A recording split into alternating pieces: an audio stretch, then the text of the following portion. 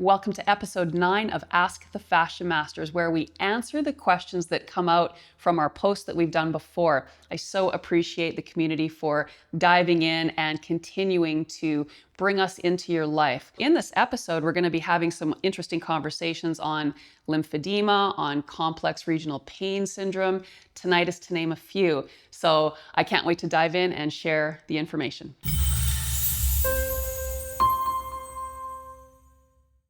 Someone asked if fascia decompression would benefit turf toe, and absolutely, we want to make sure that that first big toe ball has optimal range of motion so that whenever you're walking, you can push off properly. If we walk without that joint being mobile, we end up patterning our fascia in a negative direction. So one of the best things that we can do is work between all of the toes to free up the fascia between the digits. So pressing for 3 minutes while you focus on the exhale between each toe with your finger, with a pencil, or you can even get a string or a cord and wrap it around and pull on it. These are wonderful ways to start creating range of motion in that joint. Another thing you can do is you can literally surround the joint with your thumb and your fingers, and you can slowly start to move the big toe. You want to feel the pain as you go through the movement. As long as you're breathing in a relaxed way, you will be feeding and healing that area. So give it a try and let us know the results. Another question came in about lipedema, and honestly, I am seeing these questions coming in a ton. So first of all, what we really want to understand is that collagen-elastin balance in the fascia. This is what we ultimately want for full flow in the body. But the reality is as we start falling out of alignment and we have trauma, the collagen, which is more the protective stabilizer of the fascia, it migrates to areas of need. And if these traumas happen early in life, we are growing with this imbalance in our fascia. So the goal is that we release those adhesions, that collagen that has migrated, so we can pull it back to balance and support proper health in the body. So for people with lipedema, this is a really important practice. We want to get deep to the bone where those grips are really strong, creating that elastic, fat, dehydration looking tissue. We can change that, but it's a full body approach, and it really starts at the feet and the breath. So if two things, you can start focusing on that full exhale for a count of 6, inhale for 4. That in itself is going to start changing your dynamic inside your body, and working between the toes would also be a really good approach to starting to create change, because the patterning is literally locked in your feet. So if we don't address the feet, we are never going to see changes up the chain. But this will be a full body approach, and for people with it, it's the consistency over time that's really necessary to see the benefits. So definitely, if you have it, this will work, but this is a practice for a lifetime, and those that have done it are seeing the incredible benefits. Another person asked about complex regional pain syndrome and if this process would help. So first of all, whenever we have pain riddled throughout the body, the fascia is always involved. When trauma hits, whether it's physical, emotional, mental, spiritual, the first thing that happens is we reactively hold the breath. If this happens in our younger life, we grow with a compromised diaphragm. So we're not feeding the body proper amounts of oxygen through the developmental phases. And if we continue to grow with that pattern, we keep getting pulled into the body, and gravity takes the wheel, causing our whole body to become out of alignment. And if we're not in alignment in any area, that is going to create pain, because now your joints aren't articulating properly. You don't have proper flow to the cells. We also become stagnant with the lymph, because we need space for the toxins to be removed from the body. So the whole combination of understanding the fascia system and the lymphatic system is necessary, and the breath is the key. The breath becomes the engine to move the fluids properly through the body, but we also have to look at the whole body in general, because once we become patterned with a negative breath, those patterns become locked in the extremities. So it will absolutely help when we have full body issues. Again, it's one of those journeys that is start and you'll continue to see the benefits. So it becomes a lifestyle. And if you make it yours, there will be positive changes.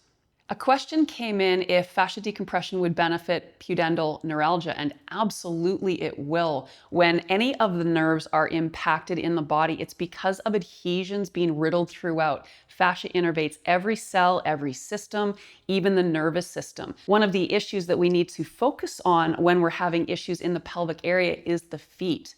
The feet will dictate what's happening to the hip joints in the pelvis, and then that is going to create a pulling forward of the rib cage, creating a ton of compression and pressure in the abdominal space in the pelvic area. Addressing the body in general is what is needed.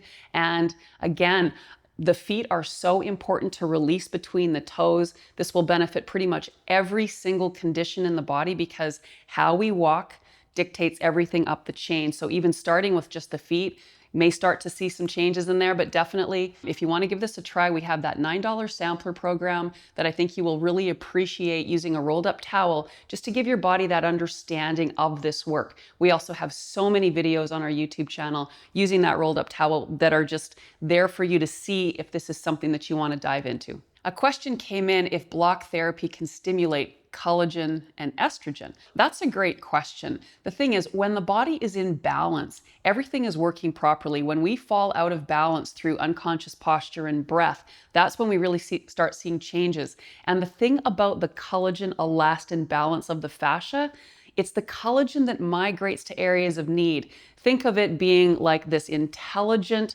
responder to the forces coming into the body. If there's an impact in the body, it's the collagen that is going to move to that area to create a protective layer. If that protective layer doesn't get released and those fibers get drawn back to proper alignment, they keep building and adding up and creating more and more problems. Really, the focus of what we're doing is we are releasing the collagen that has migrated away from proper alignment so we can pull it back to correct balance. So it's not so much about stimulating collagen production as it is about bringing those fibers back home. When our body is properly balanced, our hormones are working on a whole different level. So that doesn't necessarily mean if you're in menopause that you don't need assistance with that, but having your glands open and functioning properly will only serve you best. A question came in if block therapy will benefit somebody after having a stroke that has had spasticity on one side of their body, and absolutely it will if that person is able to engage in the practice. What is so important is we need the person to be able to really understand how to activate proper conscious diaphragmatic breathing. If that's the case, we start changing the direction of how the body is moving, and using the block in the areas where there is challenges will definitely create a release of adhesion, improvement of blood and oxygen flow to start regenerating, rejuvenating the cells that had been previously blocked. If you're able to, give it a try. Once again, this is really where I would recommend that $9 sampler program. So before making any investment in block therapy, you can see first of all how your body responds using a rolled up towel. Somebody with spondylolisthesis asked if block therapy would benefit when they're using an inversion table doing the practice before or after. The thing is, what we want to do when we're doing the inversion is we want the body to be able to lengthen and release those deeper patterns. Blocking before would make the most sense, but in all reality, blocking before or after any activity is going to be beneficial. So in this scenario, I would ask you to try both, see what your body prefers, and then continue to follow along that way. A question came in if this work will benefit plantar fasciitis, and 100% it will. In fact, we have a community group that just reached 20,000 members today. How very exciting. And if you went into that community group, Block Therapy Community, if you ask that question, you're going to get a lot of positive feedback about people that have used this system and have gotten rid of the pain. Also, we're going to start doing demonstrations for specific issues, so keep your eyes out. And if there's any other issues you would like to see from us addressed, we will also add that in. But in the meantime, working between the toes every single day will be the most important practice as you focus on an exhale for a count of 6 and an inhale for a count of 4. And you can also get a rolled up towel and simply stand on it right on the arch for that 3 minutes that you also want to work between the toes. Those two things alone will start creating positive changes to your feet. A question came in if block therapy will benefit tinnitus, and yes, it will. In fact, we have a video that is out there that you can watch with some hints and some tips. But just talking about tinnitus, whenever there's adhesion blocking proper flow, wherever those adhesions lie, we will have symptoms. So the ringing in the ears, same thing. Working through the rib cage up into the neck and into the ears is a wonderful approach. And we actually have a class specifically in block therapy for that. So if that's something you have, I know how uncomfortable that can be and how it can negatively affect your life. This will be a wonderful benefit for you. A question came in, does the fascia actually harden? And the reality is what it does is it compresses over time. Under the constant force of gravity and unconscious posture and breath, we become shorter and wider. The areas that become most compressed become really, really dense because it's the collagen component of the fascia that migrates to create a stable structure when there's not. And that's the work that we're doing. We decompress those areas so that we can start to bring balance back into the fascia. So we have both stability and mobility. And the goal is that it feels soft. And that's healthy tissue where there's positive flow. A question came in that I want to unpack a little bit because the question started with a lot of issues in the shoulder neck area, but also issues with endometriosis, pain riddled throughout the body, and person feeling pretty hopeless because of the information that they've been given through the years about their condition. So first of all, I want to share when we have a body riddled with pain and adhesion, this is what this work is all about. What is most important, especially if we're dealing with areas up through here, the real cause sites are going to be in the foundations of your body, the feet, the hands, and then everything else up the chain. So working in one area where there's an area of tension and where that area feels really hard like concrete, that's basically like poking a bear. We want to first release the holding patterns, those anchors that are affecting everything up the chain so we can create a shift in the area without having to actually approach the area directly. And that's the lovely piece about fascia. When we are scared and have so much pain and tension in one area, simply working there can actually cause it to become worse. And then we can start feeling helpless because we don't have a real path moving forward. When you have this much going on in your body, this is where I love to suggest the sampler program because you want to test this for your own self first before investing in the bigger program, the starter program. And again, using a rolled up towel, you get 9 videos for $9. It's an easy way to start right away and to see the benefits. And then if it makes sense for you to move forward, that would be the best approach. A question came in, why is one of the muscles in the glutes full of trigger points? And that's going to be because of your feet. Whenever I look at a body and I'm doing an assessment, I always first bring my eyes down to my feet because they carry the pattern of everything above.